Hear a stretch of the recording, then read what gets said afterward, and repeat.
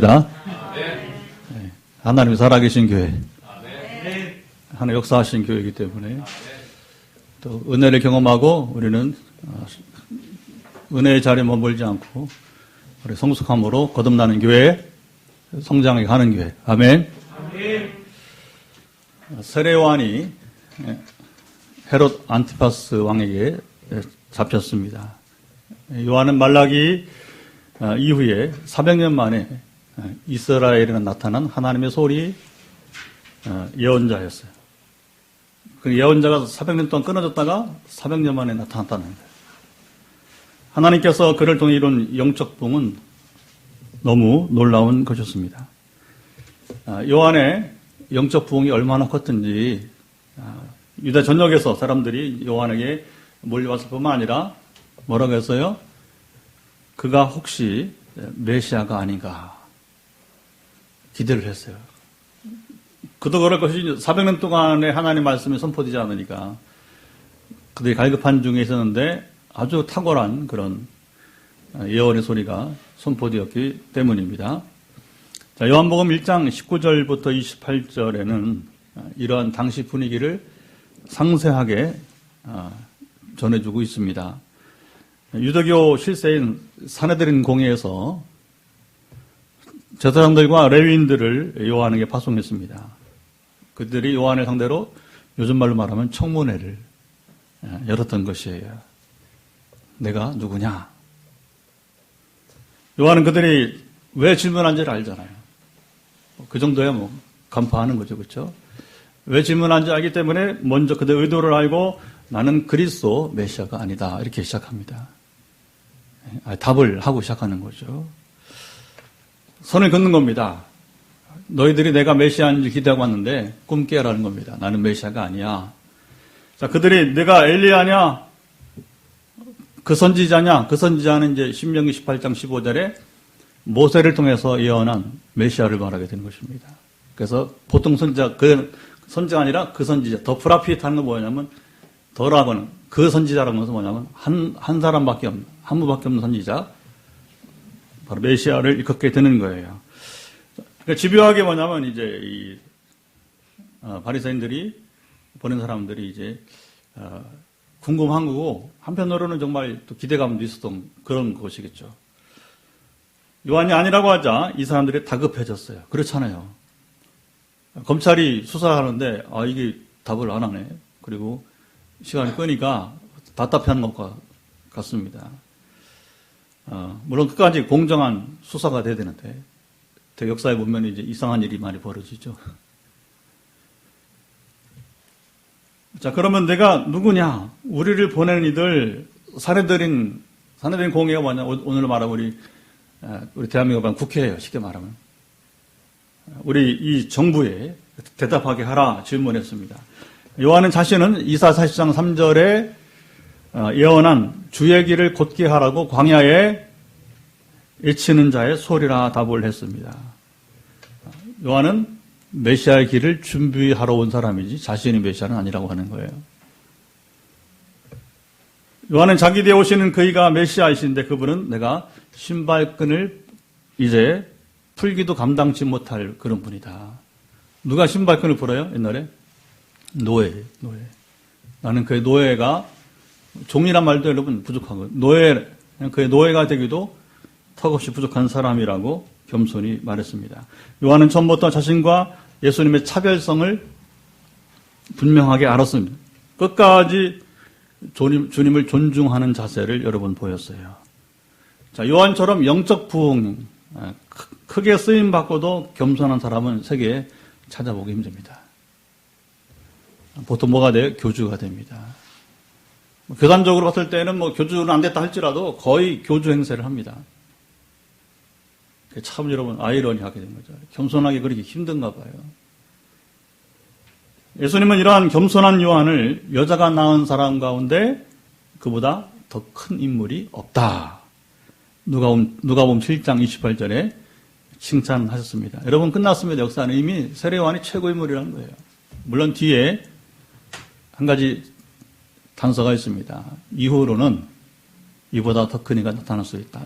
길을 열어놓는 거죠. 그러니까 주님은 요한이 가장 큰 자였는데 그러나 요한처럼 살아가면 우리가 요한보다 더 큰 이가 될 수 있다고 하는 것입니다. 할렐루야. 하나님은 완전한 분이에요. 그래서 이렇게 한정하지 않으세요. 누구에게나 여러분 기회를 주십니다. 오픈합니다. 저와 여러분이 세례요한보다 훌륭한 사람이 되길 바랍니다. 심지어 주님 뭐라고 했습니까? 나보다 주님보다 더 큰 일을 할 사람도 있을 거라고 했습니다. 왜 그래요? 주님은 겨우 3년밖에 안 공생의 일을 3년밖에 안 했잖아요. 저는 32년째 목회하는데 주님에 비하면 하나씩 부끄럽지만 그러나 앞으로도 저기는 시간이 좀 남아 있습니다. 이순신이 배가 몇 척이 남았다고 하는데 저에게는 아직 시간이 남아 있습니다. 저와 여러분이 정말 한 배를 탔으니까 앞으로 멋진 교회를 세워봅시다. 그러면 세례요한보다 뛰어날 수 있고 주님보다 큰 일을 할 수도 있습니다. 근데 그건요, 우리 하늘 아버지 기대감이에요. 예수님 하나님이시잖아요. 하나님의 기대감입니다. 얘들아, 요한보다 좀 나으면 안 되겠냐? 좀 겸손하게, 응? 너희들의 위치를 알고 나를 좀 높이면 안 되겠느냐? 그리고 얘들아, 나는 겨우 3년 동안 이 땅에 와서 사역하는데 내가 권능을 한번 부어줄 테니까 너희들이 정말 성숙함이 이르는 내 모습 가지고 나보다 사역으로는 뭐 인격이나 능력은 우리 따를 수 없지만 그러나 사역으로는 이게 그거거든요. 사역으로는 우리가 섬김으로는 주님보다 더 좀 크게 하면 안 되겠느냐. 할렐루야. 그러나 오해하지 마세요.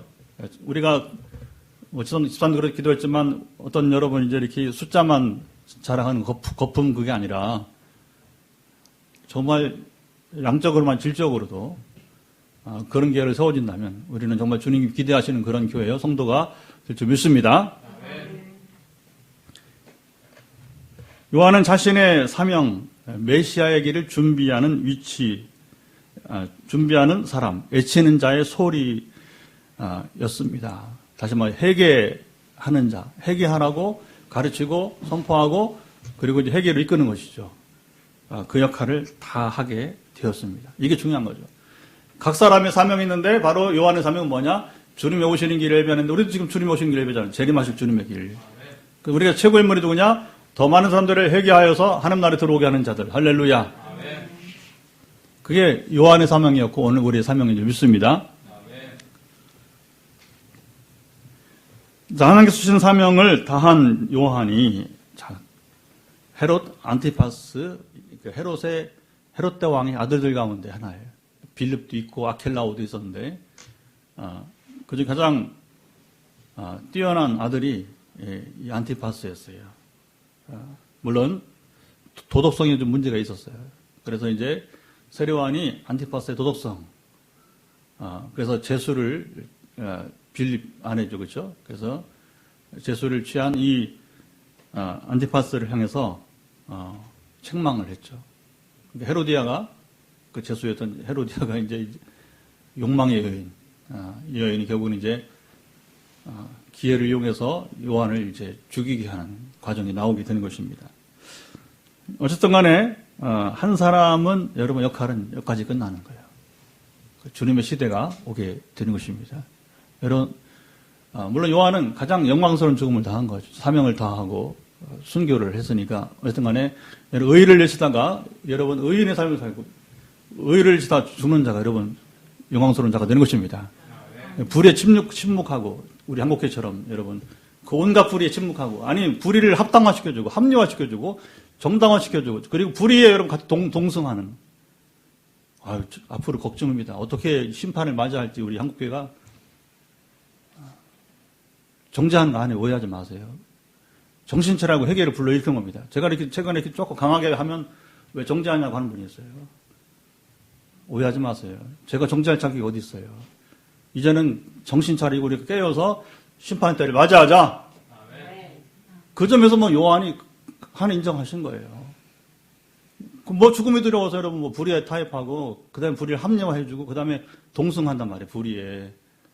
그래서 거품이 된 거고 시간이 있던 것처럼 그다음에 여러분이 뭐냐면 껍데기 신앙이 돼버린 거예요. 아이고 신문 보기가 두려워요. 오늘도 보면 뭐 계속해서 교회 하는데 도대체 얼마나 더 짓밟혀야 주님 여러분 비유하신 것처럼 소금이 맛을 잃으면 밖에 버려서 저는 그 정도 안 했잖아요. 밖에 버려져 밟힌다고 하는 그 말이 얼마나 지금 그럼에도 불구하고 무슨 정죄야, 정죄는. 지금 정신 차려야지. 제가 제외되는 게 아닙니다. 저도 만약 깨어있지 않는다면 저도 밟힐 수 있는 것이고, 우리 모두가 여러분 밟히면 안 됩니다. 맛을 내야 됩니다. 맛을 내면 밟히는 게 아니라 존중받습니다. 존중이고 받으면 받는 것입니다.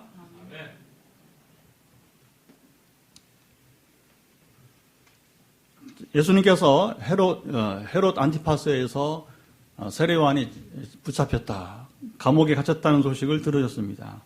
자, 이 소식을 들으신 주님이 오늘 본문에 어디로 가셨습니까? 자, 12절 말씀을 함께 읽어보도록 합시다. 12절 말씀 시작. 예수께서 요한이 잡혔음을 들으시고 갈릴리로 물러가셨다가. 자, 예수님은 요한이 잡혔다는 소식을 듣고 어디로 가셨다고요? 네, 갈릴리로 정확히 보셨네요.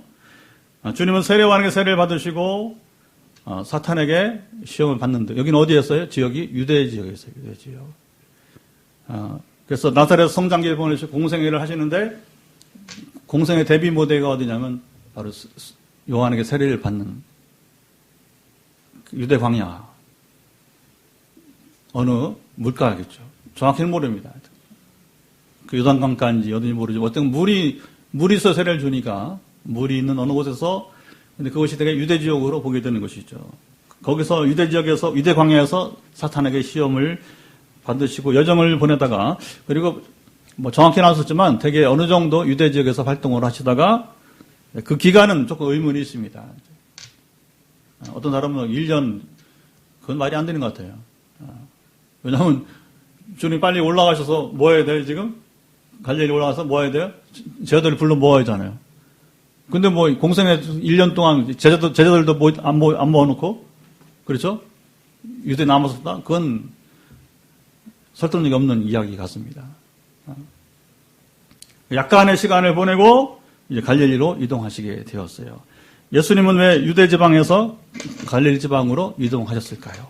어디가 가까운데? 예루살렘이 가까운데. 여러분 그러잖아요. 옛날에 사람이 태어나면 어디로 보내고? 말은 어디로 보내고? 그건 다 세계가 공통적인 거예요. 각 나라의 수도로 사람이 태어나고 가야 출세하는 거예요. 출세하려면. 그렇죠? 그래서 나중에 보면요, 복음서에 그런 말이 있습니다. 아니, 당신같이 똑똑한 사람이 이 촌구석에서 이렇게 있느냐는 거죠. 갈릴리 촌구석에 있냐고. 사람이 누구든지 잘나면 중앙 무대에서 한번 조금 뽐내야 되는데, 당신은 좀 다르다는 거예요.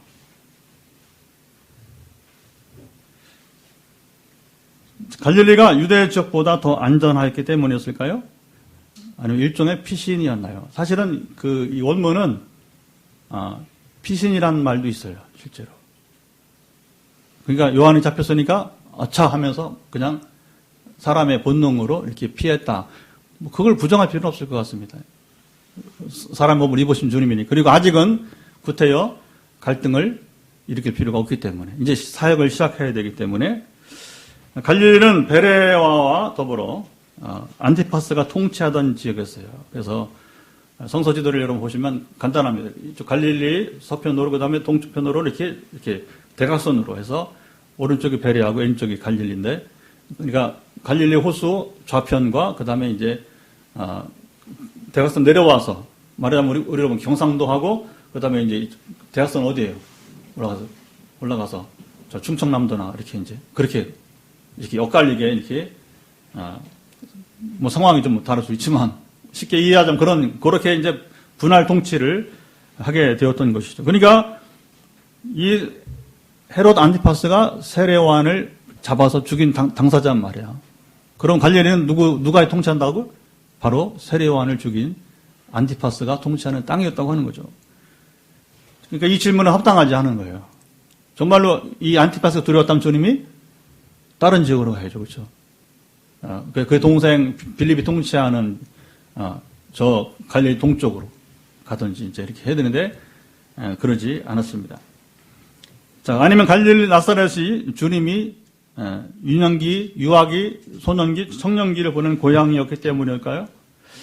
고향에 대한 애착심이 있었을 것입니다. 이 본 사건이 일어난 후의 일이었지만 누가복음 4장 14절부터 30절 보면 예수님이 나사렛 고향을 방문하게 되죠. 그리고 해당에 설교를 하시고 그 문맥을 잘 보면 고향 그 땅의 사람들에게 큰 선물 보따리를 주려고 하셨어요. 자, 선물 보따리는 뭐예요? 하나님 나라를 선물해 주고 싶은 거죠. 여러분, 우리가 이 땅에 살면서요, 최고의 선물이 뭔지 아십니까? 세상의 복이 아니고 하나님 나라의 선물 받는 겁니다. 여러분, 천국은 죽어서 갈 나라가 아니에요. 아니, 정확히 말하면 죽어서 갈 나라만 아니란 말입니다. 죽어서는 당연히 가지만 이 땅에서 천국을 누려야 됩니다. 제가 32년 목회하면서 또 20년 신학 공부하면서 정말 한국교회를 가장 답답한 게 뭐냐면 우리 선배 목사님들 정말 잘못했어요. 왜 죽어서 갈 나라만 가르쳐? 여러분 그렇게 배웠잖아요. 그렇죠? 지금도 뭐냐면 가장 불쌍한 성도가 누구냐면 가장 불쌍한 여러분 장로 집사가 누구냐면 죽어서 내가 천국 갈 수 있을까? 얼마나 처참합니까? 비참합니까? 아니 세상에 예수 믿고서 겨우 하는 말이 나 천국에 갈까? 그 정도 신앙이라면 그 목사들이 다 잘못한 거예요. 우리 선배들 잘못한 겁니다. 그 한 가지 잘못한 거예요. 그럼 어떻게 해야 되냐? 이 땅에서 하는 날을 누리게 해야 됩니다. 아멘. 그럼 천국은 죽으면 그냥 통과를 해야 요한처럼 통과를 해야 그리고 주님이 요한처럼 큰 인물이 없다. 우리는 상급을 기다리면 되는 것입니다. 아멘. 어쩌다가 여러분 찌질하게 천국 정도 가냐 못하느냐 정도 신앙에 불과했다면 우리는 이거 한국 기독교 잘못한 거예요. 정죄 아니에요. 다시 말하지만. 이건 아주 일반적인 얘기입니다. 그리고 우리가 정말 이 부분은 새로 깨닫고 우리가 정말로 정신을 일깨워 나가야 될 것입니다. 하나님 나라 어떻게 임하느냐? 그 요한이 말했잖아요. 회개하라. 좀 이따 우리 또 나누겠지만 요한도 또 회개를 통해서 하나님 나라를 누릴 수 있는 것이다.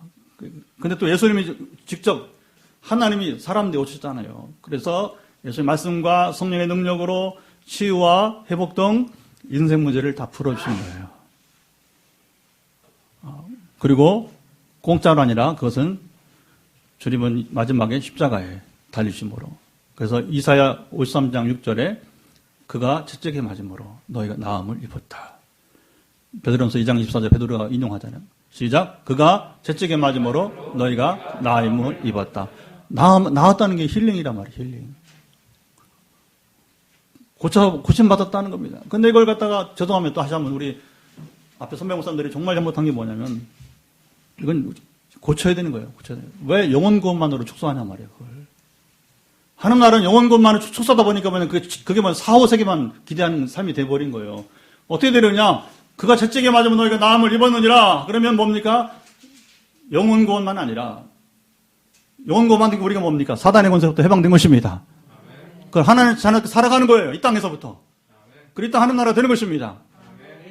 그리고 그의 고치심은 뭐예요? 우리의 병든 몸과 병든 마음, 그리고 잘못된 환경들, 남녀 차별이 있고 여러분 인종 차별이 있는 그런 나라들을 여러분 뭐냐면 하나님의 영이 임하면 뭐예요? 링컨이 왜 노예 해방시켰어요? 성경을 읽으니까 이거 읽어보니까 뭐예요? 이거 잘못하고 있는 거예요. 미국이 잘못하고 있는 거예요. 인권을 유린하고 있는 것입니다. 여러분 이게 정의입니다. 할렐루야.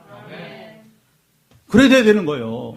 그런데 어떻게 예수 이름으로 여러분 불의를 정당화하고 합리화하고 동성애 어디서 하나님 두렵지도 않아? 이게 무서운 얘기입니다, 여러분. 무서운 얘기예요.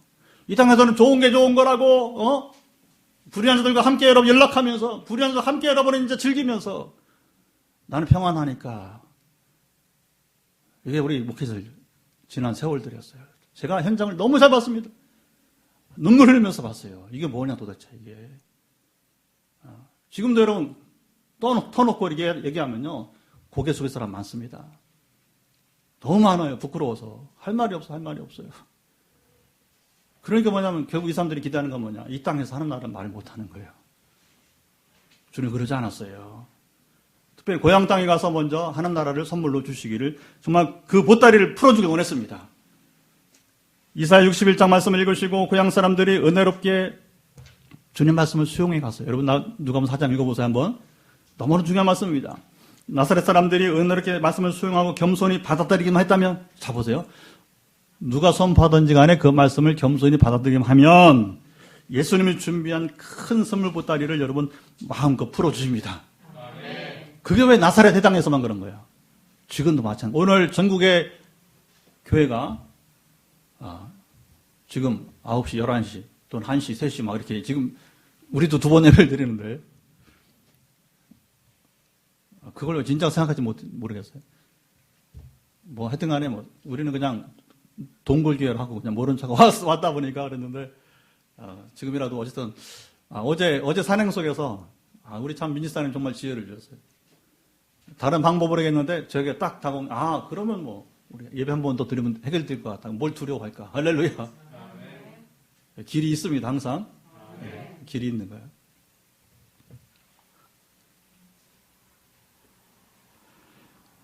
자, 예수님이 준비한 큰 선물 보따리 마음을 열고 여러분 겸손히 받아들이기만 하면 그들이 받을 수 있었습니다. 은어롭게 말씀을 수용하던 주목해보세요. 나사렛 해당 예배, 우리가 지금 예배처럼 나사렛 해당 예배 가운데 찬물을 끼얹는 일이 일어나고 말았어요. 청중 가운데 한 사람이 뭐라겠죠? 이 사람이 요셉의 아들이 아니야? 이 예수는 우리 동네 출신이잖아. 목수? 요셉의 아들이네. 처음에는 예수가 누군지 모르고 듣다 보니까 어떻게 해요? 편견을 내려놓고 듣다 보니까 은혜가 됐단 말입니다. 그리고 점점 분위기가 고조됐단 말이죠. 이가 메시아인가 하는 딱 찰나에 사단이 여러분 가만히 있겠어요. 찬물을 확 견져버리는 것입니다. 그러면 그렇지. 저 목수의 아들이지. 지가 뭐 잘나면 뭐. 그 어려워요, 여러분. 그게 어려워. 제가 전에 교회에서 담임목회 한 지 7년여 만에 성령 임하니까 환영 받을 줄 알았더니 그렇지 않더라고요. 근데 어느 이제 은퇴한 여장로님이 나중에 그런 얘기를 하더라고요. 참 목사님 처음부터 오실 때부터 이런 은혜가 임했으면 어땠을까 아쉽다고 하는 거죠. 그냥 박사 목사하고 그냥 이성적인 목사하고 그렇게만 여겼는데 갑자기 성령 임하니까 인정이 잘 안 되는가 봐요. 물론 뭐 처음부터 임했으면 저를 청빙하지도 않았겠지만 말입니다. 제가 그런 일을 당했거든요. 제가 그런 사람이라는 걸 알고서 공부한 건 알고서 청빙하려고 하다가 그런 사람 성령 임한 사람이 필요 없다.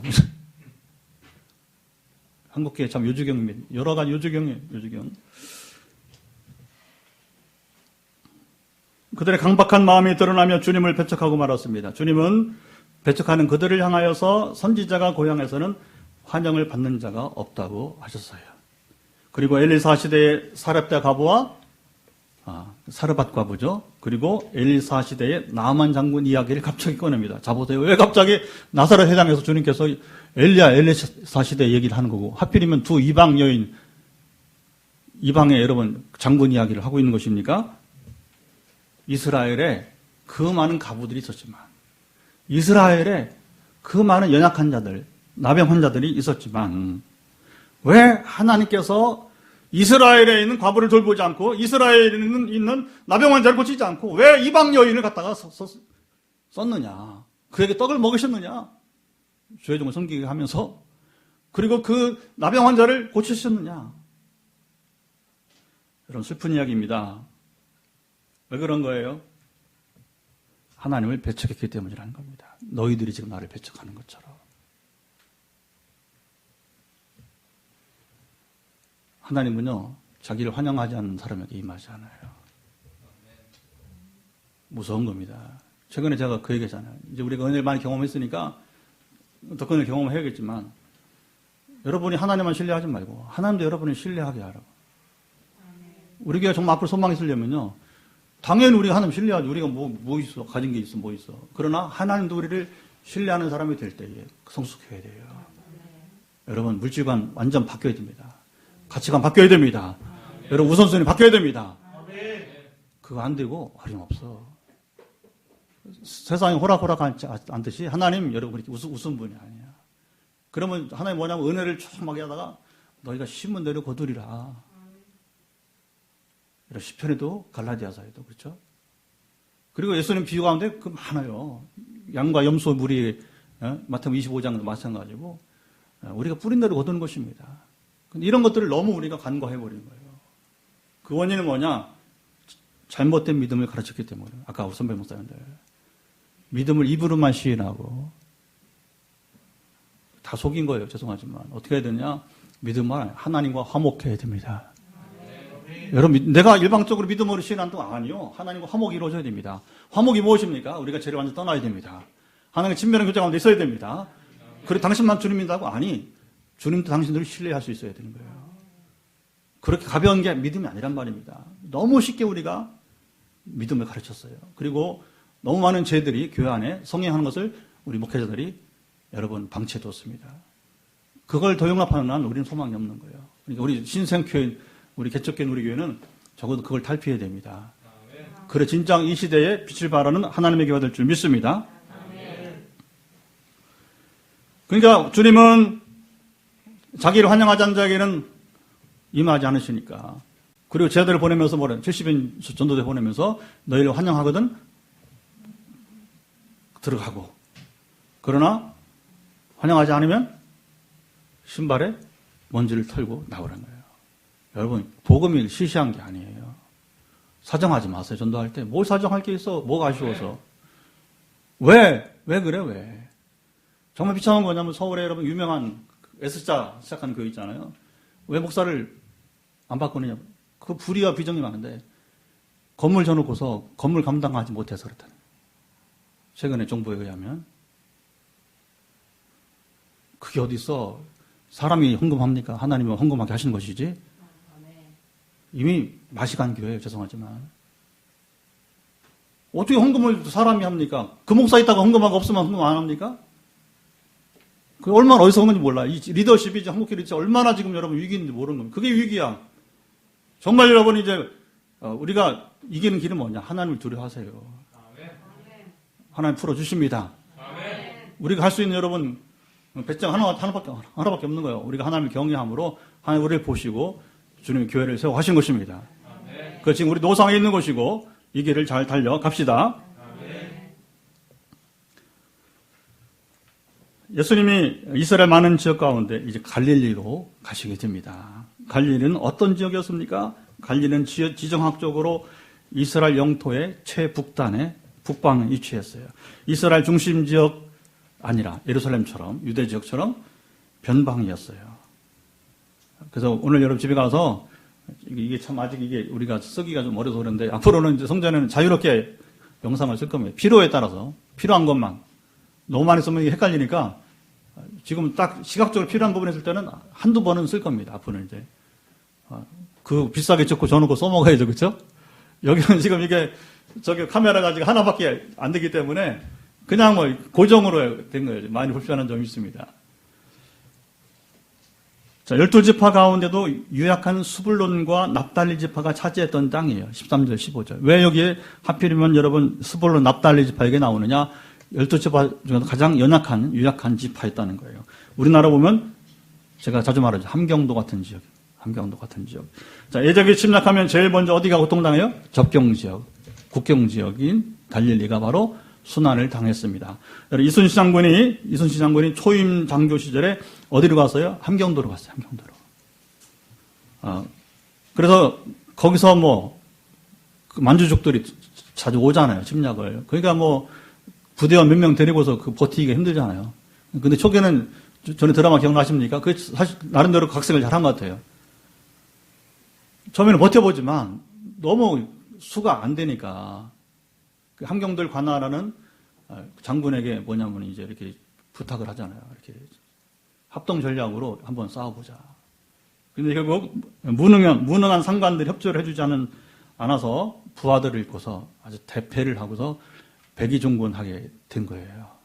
이순신이 무능해서? 아니, 상관들이 무능해서. 여러분, 소대장이 한 40명 데리고 할 수 있는 게 뭐가 있어요? 생각을 해봐요. 이순신이. 이순신 그때는 왜 실패하고 왜 나중에 장군 돼서 성공했냐?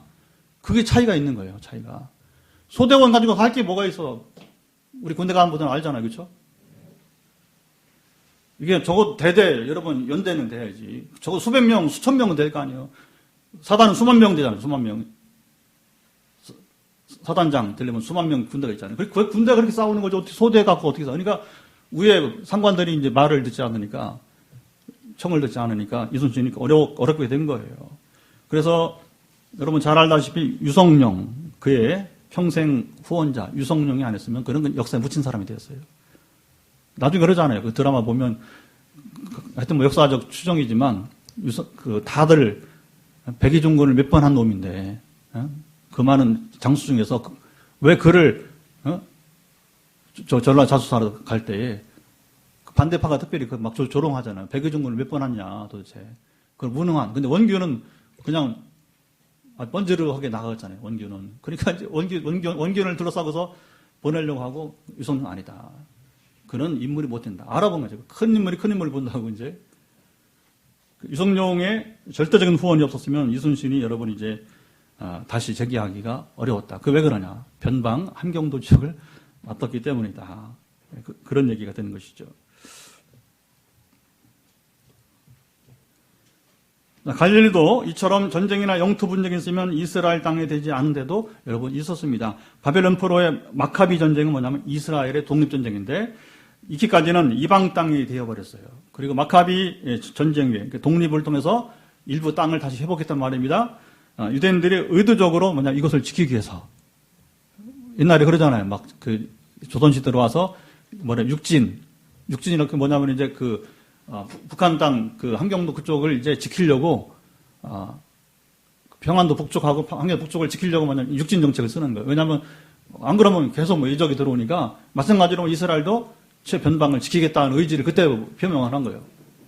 또 서울에 여기지 않고 그렇게 해서 이제 사람들을 이주시키고 군대를 보내고 그리고 유대교 신앙과 문화를 굳게 지키도록 했던 것입니다. 그래서 예수님 시대는 이미 정착이 잘 돼가지고 유대인들이 많이 살고 거기에 해당도 있고 그렇게 된 거예요. 그래서 마을마다 해당이 유대인들 사는 곳이 있잖아요, 그렇죠? 근데 그게 상당히 어떤 우여곡절을 겪으면서 주님 때는 오히려 상당히 정착된 그런 형태의 마을이 되었던 것입니다. 자, 갈릴리에 사는 사람들을 오늘 본문에 16절 한번 읽어보도록 하죠. 자, 갈릴리 사람들은 어떤 사람들인가? 16절 시작. 흑암에 앉은 백성이 큰 빛을 보았고 사망의 땅과 그늘에 앉은 자들에게 빛이 비쳤도다 라고. 예.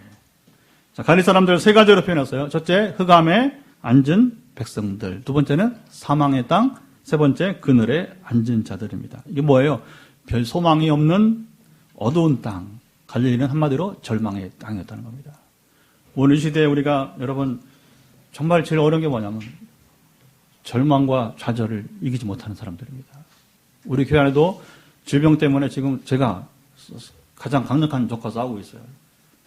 사람이 적이 아니고 그 가정을 지금 절망과 좌절을 몰고 있는 강력한 질병 때문에. 근데 꿈을 주셨기 때문에 지금 희망 가운데 우리가 도전하고 있는 것입니다. 하나님 꿈을 주시면 우리가 감히 어떻게 그냥 주여 불쌍히 여겨주세요 하고 할 수밖에 없는데 꿈을 주셨는데 당신 자신감 가지고서 하나님 꿈 줬으니까 이루시라고 하라고 하면 되는 거예요. 아멘.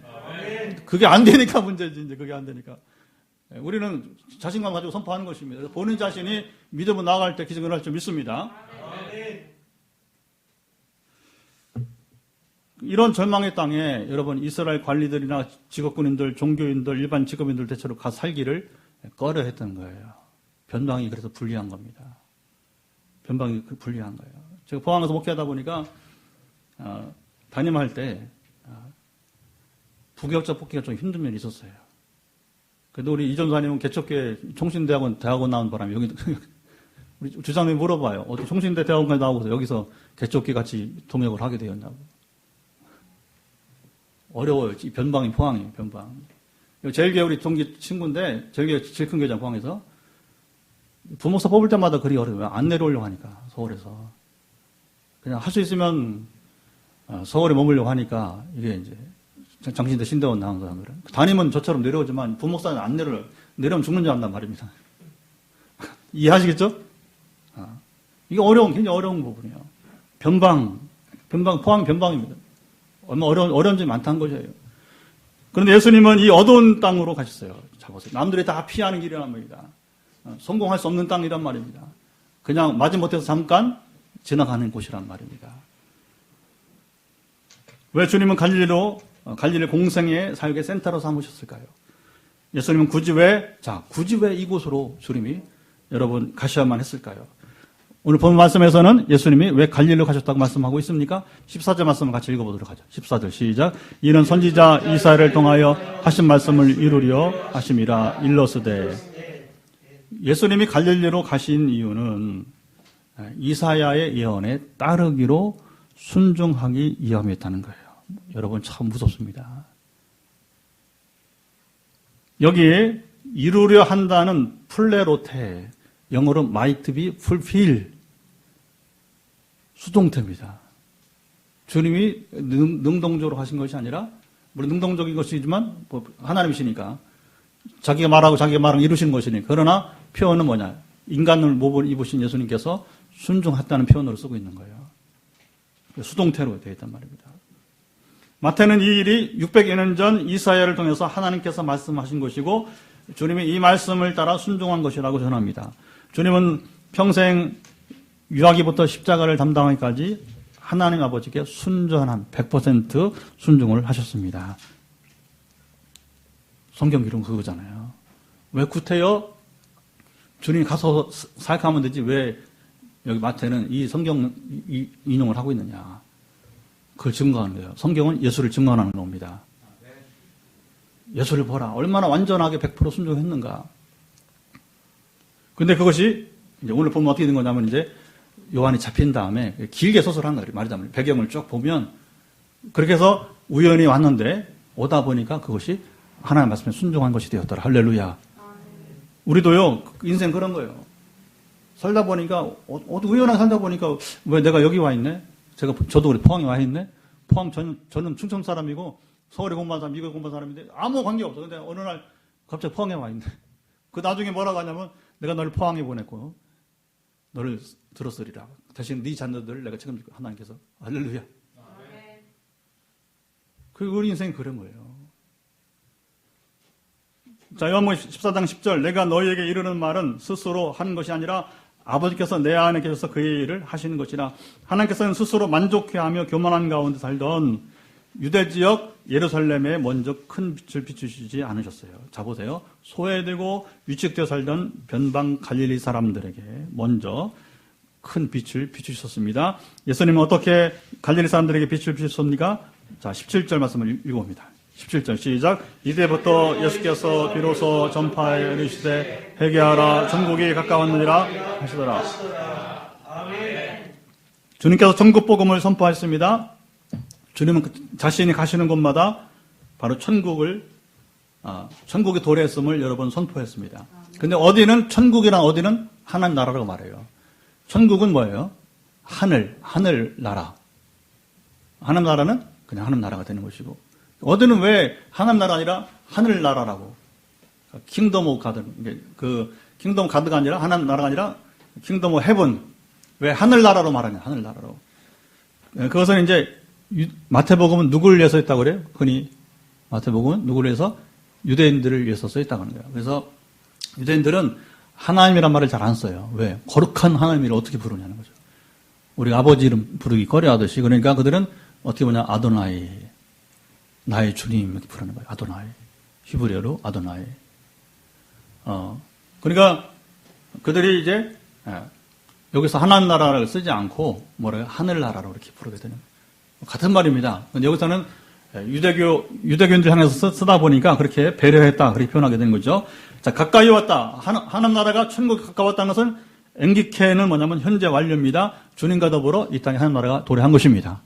세례요한도 회개하라 천국이 가까워 똑같이 엥기케이에요. 현재 완료입니다. 왜? 예수가 오셨으니까. 예수가 오셨잖아요.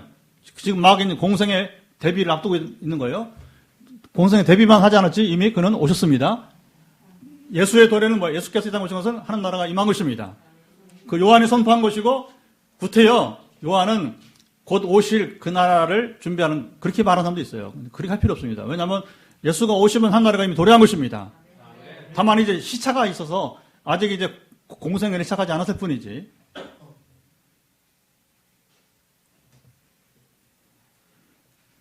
자, 이 도래한 하나님 나라에 들어가기 위해서 예수님은 회개하라고 말씀하십니다. 회개하라 메타노이에테는 돌아서는 것이에요.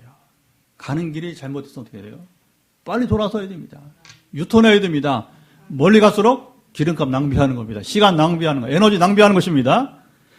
길을 바꾸라는 거예요. 화살을 겨누는 관역 목표가 틀렸으니까 관역을 바꾸라는 말입니다. 우리가 목표를 잘 보셔야 됩니다. 어떤 분이 그런 얘기 하더라고요. 활 쏘는 걸 연습할 때, 자 보세요. 뭘 먼저 연습할까? 가장 중요한 연습이 관역을 보는 연습이랍니다. 처음에 보면 관역이 어떻게 보이냐? 그러면 어떻게? 뭐처럼 보여요? 저 70m. 보통 양궁 70m, 그죠? 90m도 있어요. 90m도. 70m, 90m인데 관역이 보여요? 안 보여요? 가운데 점이 보여요? 안 보여요? 잘 안 보이죠? 잘 안 보인다. 그럼 보일 때까지 봐. 보일 때까지 보라요. 관역만. 그러면 어떻게 보여요? 점처럼 보인대요. 아직 멀었어. 더 봐. 활을 쏘기 전에 관역을 보라. 관역만. 다른 거 보지 마. 관역의 가운데 점만 보라는 거예요. 지금 얼마큼 보이냐? 그럼 뭐냐면 이제 주먹만 이렇게 보인다. 그때 활을 쏘러 간답니다.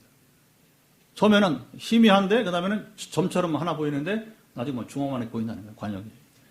그래서 여러분 이제 우리 선수들이 거기다 여러분 이제 10점짜리 들어가 하는 거예요. 실수하면 9점 들어가고 이제 이렇게. 그러니까 뭐 관역을 늘 볼 수 있도록 이렇게 담력을 키우는 거죠. 왜냐하면 딱 관용들이 있고 TV 중계하는 대로 긴장하다는 거죠. 담력이 있어야 관역을 끝까지 보고 쏠 수 있기 때문에 관역을 보지 않는 순간은 끝나는 거예요. 우리 인생에 여러분 왜 실패합니까? 관역을 놓치기 때문에 그런 거예요. 분명한 관역을 우리가 여러분 봅시다. 바라보고 나갑시다. 그럼 저나 여러분이나 여러분 교회 크는 건 삽시간 클 수 있어. 걱정하지 마세요. 그러나 우리가 아까도 반복하지만 빨리 크는 게 중요한 게 아니라 제대로 커야 됩니다. 하나의 시간을 주시는 거예요. 다지고. 그래도요, 포항에서 개척교회, 포항만에 전국적으로, 전 세계적으로 우리가 잘 자라고 있는 거예요. 잘 자라고 있는 겁니다. 그래서 이제 그냥 다른 교회에서 막 몰려오면 금방 자랄 수 있잖아요. 분당 우리 교회처럼. 지금 하도 비판이 많으니까 그런 게 필요 없다. 지금 이 세대는 목사님 훌륭하지만 그런 게 필요 없으니까 교회 자성하고도 자꾸 지금 뭐랍니까? 이 목사님 참 좋은 사람이에요. 그러니까 이제 막 분할을 한다고 하고 이제 이렇게 교회를 자꾸 이렇게 나눠서 한다고 하는 거니까. 어쨌든 우리가 중요한 것은 오늘 하나님이 세우시는 교회가 되기를 바라는 것입니다. 세례와는 회개를 선포하며 사람들이 어떻게 해야 되는지, 어떻게 회개해야 되는지를 설교하였어요. 누가복음 3장 11절 13절입니다. 영적 부흥이 일어나면서 요한을 찾아온 사람들이 보세요. 요한이 먼저 물어본 게 아니에요. 요한을 찾아온 사람들이 먼저 물었어요. 그러면 우리가 무엇을 하리까? 시작. 그러면 우리가 무엇을? 내가 회개하겠다는 거예요. 내가 회개할 테니까 나는 어떻게 회개해야 되는지 가르쳐달라고 하는 거예요. 그랬더니 뭐라고 합니까? 옷 두 벌인 사람은 옷 없는 자에게 나눠주고. 이건 모든 사람이 했던 거예요. 적어도 옷은 두 벌일 수 있잖아요. 그렇죠?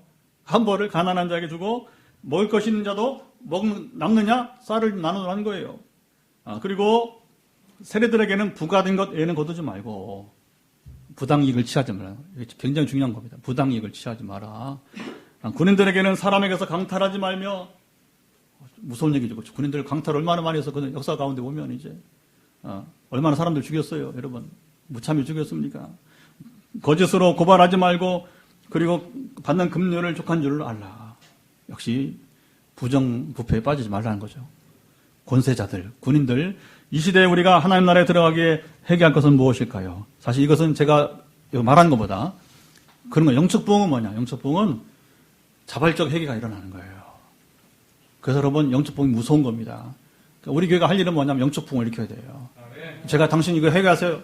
그래서 그런 게 아니라 말씀을 들어보니까 제가 회개를 해야겠군요. 목사님 어떻게 회개했습니까? 찾아오시면 얼마나 목회하는 보람이 있으면 신나겠습니까? 할렐루야. 요한은 좀 행복한 목회자였어요. 근데 그걸 요한의 능력이 아니고 하나님의 역사가 성령 임하니까 회개를 불러일으키는 것입니다. 성령 임하면 회개합니다.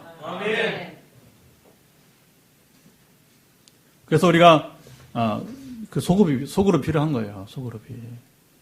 어디서 등산하면서 그 장로님 그러다고요. 주일 목사님 말씀이 깊이가 있는데 한 주간 동안 교인들이 좀 나누면서 소그룹으로 이렇게 적용을 했으면 좋겠다. 그게 이제 우리 교회 규제가 나와야 되는 거죠. 지금 우리가 이제 아직도 차용하고 있는 입장인데 이제 점차 우리가 우리 것으로 이제 해나갔으면 좋겠습니다. 그래서 소그룹 나눠서 뭐냐면 이 시대에 회개할 것이 무엇입니까? 나의 죄를 회개하고 돌이켜서 세례와 내친 메시지처럼 회개 합당 열매를 맺어가야 됩니다. 우리 희망은요, 여기에 있는 거예요. 지금 어떤 11조 얼마 하신 사람이 들어오고, 여러분, 유력한 포항에 누가 들어오고, 우리 시장, 경찰서장 필요 없어. 그런 사람 필요 없어. 물론 오면 올 수도 있겠지만, 제가 국회의원 전도하고 있습니다. 김정재 의원. 개인적으로 좀 관계가 있어서. 계속 설교 보내요. 아직 끄떡 안 씁니다. 초롱성이에요, 초롱성. 때가 되면, 그래서 구원받으면 감사하지만, 그러나 국회의원이기 때문에 온다는 것은 필요가 없는 것입니다. 이게 중요한 거죠. 그렇죠? 정말 중요한 것은 뭡니까? 우리가 자기 죄를 회개하고 하는 나라를 이루어갈 수 있는 사람이 필요한 것입니다. 근데 한국교회를 보면 재미있는 흥미로운 현상이 있어요. 자기 죄는 회개하지 않고 남의 약점만 꼬집어요. 왜 너는 회개하지 않느냐고 비판하고 또 남과 비교해요. 나는 너희보다는 낫다고 또 그렇게 인정하게 됩니다. 비교되는 걸 아주 예민하게 다뤄요. 비교할 필요 없어요. 나는 나대로 내 은사대로 그냥 살아가면 되는 것입니다. 좀 한국교회 정말 또 힘든 게 뭐냐면 하모니를 이런 게 참 힘들어요. 자기 나타나야 되고 자기 나타나지 않으면 섭섭하고 언제까지 그렇게 살 거예요. 회개의 인정은 사람이 하는 것이 아니에요. 하나님께서 인정하신 회개라 될 것입니다. 그리고 성경은요, 회개 없는 부흥, 회개 없는 재생, 회개 없는 여러분 재기, 여러분 없습니다. 한국교회의 희망은요, 회개해야 돼요. 저 위에 교회들부터 회개해야 돼요. 엄청난 회개해야 됩니다. 그걸 지키려고 하면 안 되는 거예요. 지키려고 갈수록 더 부패는 커지게 되는 것이고, 예수님은 천국복음을 말로만 선언하지 않으시고 하나님 나라 여러분 실체를 사람들에게 보게 하고 누리게 하십니다. 주님 오늘처럼 교회 성장 운동을 하지 않으셨어요. 하나님 나라 운동을 전개하셨어요. 오늘 보면 23절, 자 뒤로 가서 23절 읽어봅니다. 시작. 예수께서 온 갈릴리에 두루다니시며 그들의 회당에서 가르치시며 천국복음을 전파하시며 백성 중의 모든 병과 약한 것들을 고치시니. 주님은 천국복음을 가르치시고 전파하시며 치유하셨습니다. 시작. 가르치고 전파하고 치유하셨습니다. 왜? 하는 나라를 전파하기 위해서. 예수님 이 사역을 홀로 행하지 않으시고 제 아들이 이어가도록 했습니다. 이게 뭐예요? 제자 훈련이에요. 제자 훈련. 큰 빛이신 주님이, 자 오늘 본문에 예수님 누구라고 합니까? 큰 이사야 예언을 통해서 큰 빛이라고 하는 거예요. 큰 빛이신 주님이 세상의 빛을 비추어 소망을 주셨듯이 제 아들도 천국 복음을 선포하며 세상의 빛을 비추게 하셨어요. 이걸 대사명이라고 그러는 거죠. 마태복음 28장 18절, 20절에 오늘 본문 말씀 보면서 우리나라도 갈릴리 사람들처럼 어두운 가운데 있었습니다. 세계사를 보면 우리나라처럼 복음의 빛이, 큰 빛이 더디게 여러분 들어온 곳이 드물어요. 없습니다. 당나라는 중국은 여러분 당나라 태종 때, 당나라가 언제 여러분 기억하시겠어요? 까마득한 세월 전이란 말입니다. 당나라 시대에 태종 때에 시리아 선교사들이 여러분 열정을 가지고 달려왔어요. 그리고 한 번으로 이제 당태종이 야 세상에 어떻게 경전이 한 권의 책으로 되어 있느냐 한번 번역해봐라. 한 번 번역까지 했어요. 당태종 때에. 그리고 전국에 여러분 기도원도 있었어요. 기도원도. 당태종이 너무 좋아서 기독교 복음 좋아. 물론 본인은 안 믿고 정치인도 그런 겁니다. 뭐가 더 자기 정치적으로 이용하기 좋은가? 한계성은 콘스탄틴 황제 마찬가지예요. 자기가 기독교를 어머니 신앙 때문에 이제 접하게 되었지만, 근데 정치인이에요, 정치인. 어쨌든 그러나 복음은 전파되었다고 하는 것입니다. 일본은 임진왜란 전에 포르투갈 예수의 선교사들이 복음을 전했는데, 그래서 우리는 안타깝지만 일본군의 포르투갈 신부가 군목으로 참전을 하게 되었어요. 그 자료들은 지금도 많이 나오게 됩니다. 근데 우리나라는 복음전도의 변방이 되어서 어둠 가운데 살아야만 했습니다. 우리나라를 극동아시아라고, 영어로 말하면 파이스트, 아시아 가운데도 제일 먼 나라. 그게 제가 봤을 때는 복음을 전파하기에 가장 먼 곳이었던 것 같아요. 근데 감사한 것은 처음 된 자가 나중 되고 나중 된 자가 처음 되니까 지금 은혜를 누려왔던 것입니다. 그런데 지금 위기예요, 위기. 이 여러분 은혜를 우리가 계속 누리려면 대대적인 변화가 필요한 것입니다. 제가 태어나고 유년 시절을 보낸 충청북도 청원군 가덕면, 지금 청주시로 바뀌었죠. 통합됐으니까 복음과는 거리가 멀었습니다. 교회는 저희 동네에서 동쪽으로 있는 교회는 2km, 서쪽으로 있는 교회도 2km. 그리고 동네에 예수 믿는 사람은 아랫집 딱 한 집 있었어요. 저희 고향에서는 복음을 들을 수 있는 기회가 없었습니다. 그러다가 도시로, 이제 청주시로 나와서 공부하던 고등학교 2학년 초에 1980년도입니다. 꼭 40년 지났죠. 그렇죠? 41년째인데 목사님 아들인 친구와 만남으로 제가 큰 빛을 보게 되었습니다. 큰 빛이신 주님을 만나게 되었습니다. 저를 목회자로 만들기 위해서 하나님께서 목사님 가정을 만나게 하셨고 그 빛이 저를 사로잡게 되었어요. 바울처럼 변화되고 자라는 과정을 겪게 된 것입니다. 20년 신학 공부와 목회 경험으로 10년 전부터는 성령께 사로잡히는 삶으로 인도하였어요. 저는 2010년 성령 체험을 하기 전에는 하나님 나라 실체를 부끄럽지만 누리지 못했습니다. 지식을 나누고 그냥 배운 대로 학문을 이제 전하고 상식을 전하고 정보를 전하는 설교에 불과했던 거죠. 이제는 하나님 나라의 실제를 누리고 전파하고 있어요. 우리 교우들은 너무나 잘 아는 이야기죠. 오늘 본문은 예수님의 광야 시험기 사후에 하나님 나라 선포가 여러분 이어집니다. 하나님 나라는 사탄의 권세에서 벗어나 다시 말하면 사탄의 권세가 소멸되는 곳에서 역사가 일어나는 것이 하나님 나라가 이루어지게 되는 것입니다. 사탄이 있는 곳에는 하나님 나라가 임할 수 없는 거예요. 그래서 여러분 하나님 나라는 철저하게 영적 전쟁이 여러분 필수가 되는 것이죠. 누가복음 11장 20절 내가 만일 하나님의 손을 힘입어 귀신을 쫓아내면 하나님 나라가 이미 너에게 임하였느니라. 예수님이 공생애를 통해서 이 말씀과 같이 사탄의 권세를 물리치시며 빛을 비추시고 하나님 나라가 여러분 임하게 하셨습니다. 복음서에 반복하여 나타나는 일이에요. 이 일은 사도들이 오순절 성령 강림 후에 주님의 바톤을 받아서 이어받았고 오늘 우리까지 이루는 줄 믿습니다. 이제 우리가 이 큰 빛을 비추는 교회가 되었습니다. 이 빛을 비추러 우리의 갈릴리로 달려갑시다. 아멘. 때를 따라 오라고 부르는 곳으로 우리는 가야만 되는 거예요. 우리가 어디를 갔는지는 잘 아시니까 여기서는 제가 소개하지 않겠습니다. 최근에 부르심이 또 일어나고 있어요. 코로나는 안 끝나는데 부르시고 있어요. 그리고 관계를 계속 더 깊이 맺고 있습니다. 왜 그러냐? 미리 알고 대기하다가 이 코로나 풀리면 달려가라고 하는 것입니다. 할렐루야.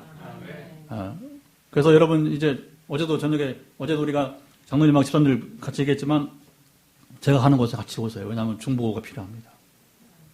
최근 IT 선교사는 많이 전화하잖아요. 그리고 통화하잖아요. 왜냐하면 사탄 역사를 많이 하기 때문에.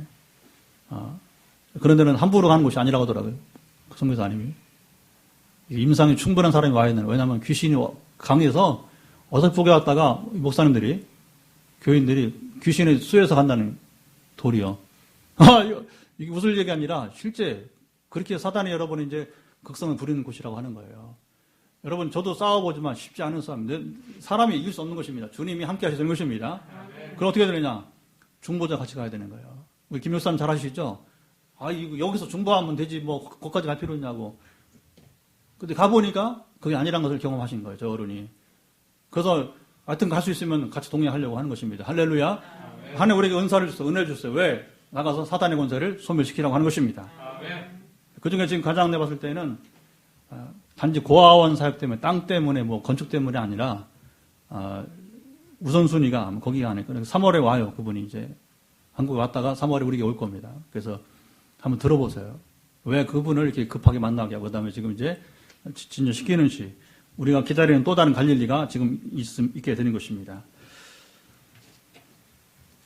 그리고 국내적으로 봤을 때에는 최근에 아까 통일호 선보, 통일호 가야 될 곳으로 북한의 동해안, 이것은 우리가 황성현 목사님이라고 하는 이제 췌장암 말기 환자를 기도하면서, 그분 기도하다가 그분은 돌아가시고 지금 기도하는 그리스의 아테네 박연환 선교사를 기도하고 있는 거예요. 어쩌면 참 신비롭습니다. 그분은 내가 만날 곳도 안 되는데 황 목사님 저 얘기를 해주니까 나도 그런 분 만나고 싶다고 해서 지금 기도를 하는데 얼마나 목소리 보세요. 얼마나 몸은 굉장히 튼튼하신 분인데 목소리가 너무 박잖아요. 그렇죠? 그러니까 이게 우리가 할 수가 없어요. 여러분. 하나님 이끄시면 어떻게 인도하시는지 참 놀라운. 근데 어쨌든 간에 그 황 목사님 기도하다가 그분 돌아가시면 몇 가지 메시지를 남기고 한 거예요. 그를 통해서 메시지 뭐냐 우리가 계속해서 일치하는 자가 되어야 된다는 것입니다. 복음을 일치하는 자가 되어야 되는 것입니다. 그래서 이분이 어떻게 복음을 전파하는가 했을 때에 이번에 노방전도 우리가 여러분 목요일 전도를 계속 해야 됩니다. 이번 주도 할 거예요. 전도해야 되고 그 다음에 어디로 동역을 하는 것입니까? 기도했을 때 저희들은 분명히 보이는 환상이 뭐냐면 북한의 동해안 쪽이고 동해안 쪽 서북 지역이 아니고 동북 지역이에요. 동북 지역. 그래서 이곳은 여러분 북한의 갈릴리예요. 갈릴리처럼 이 변방 지역입니다. 함경도, 강원도, 북한의 강원도, 원산이 강원도잖아요. 원산. 여러분 그 위에 이제 함흥, 흥남 이게 다 저기잖아요. 함경도 쪽에 여러분이 이제 곳이 아니겠습니까? 그러니까 왜 기왕이면 통일되면 딱 평양에 가서 그냥 뽐내고 하자. 그게 아니라는 거예요. 그게 아니고 우리에게 주신 비전은 북한의 갈릴리 변방인 여러분이 이제 동북 지역에 이 가슴에 안고 마리아처럼 하나의 말씀이 있을 때에 그걸 버리지 않고 마음에 안고 살아가 봅시다. 하나 어떻게 이것일지 기대가 됩니다. 우리에게 도움을 달라고 요청할 때 예면하지 맙시다. 그것이 영적 도움이든 치유의 도움이든 신학이나 종교 철학 가르치는 등 번역이든 거부하지 말고 우리가 여러분 앞으로도 달려가기 바랍니다. 교회, 교단, 교파, 피부, 언어, 신학 유물을 막론하고요. 그들 우리 교회로 오지 않는다고 해도 상관없습니다. 우리에게 현실적인 도움이 되지 않는다고 해도 여러분 기자는 이게 바로 뭐냐? 하나님 나라 운동이라는 겁니다. 교회 성장 운동하면 이거 절대 될 수 없는 거예요. 흉내도 못 내는 것입니다. 이 큰 빛을 비춰가는 마지막 시대의 건강한 교회, 바로 우리 포항 빛내리가 될 수 있기를 이 시간 다 같이 일어나서 찬송하고 결단하면서 주님의 도우심을 구합시다.